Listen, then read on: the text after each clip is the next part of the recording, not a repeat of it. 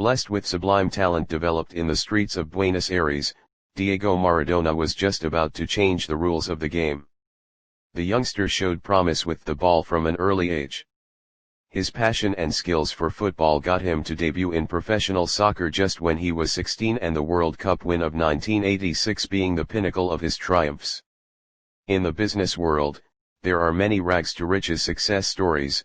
Maradona's story is about single-minded determination coupled with his fearless game at a quite different level.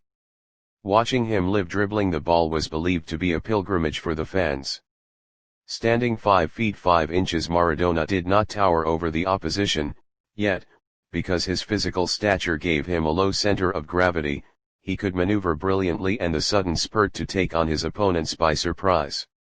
He had a flair to dribble past opposition on a run, a skill he fittingly demonstrated in the quarter-final of the 1986 World Cup in Mexico against England, when he scored the second goal following a 60m dribble past 5 England players.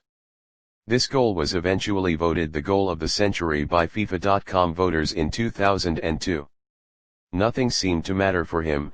In a physically challenging contact sport like football, Maradona proved that size does not make a difference. His charisma and leadership on the field had a great influence on his team's general performance, while he would often be singled out by the opposition. He acquired an eye for goal and was known to be a free-kick specialist.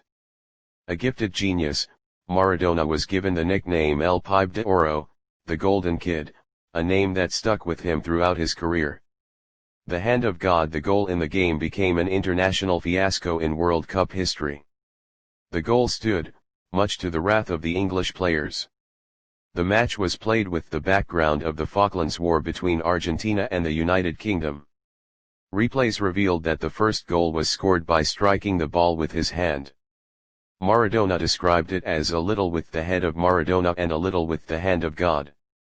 Sooner it became to be known as the hand of God.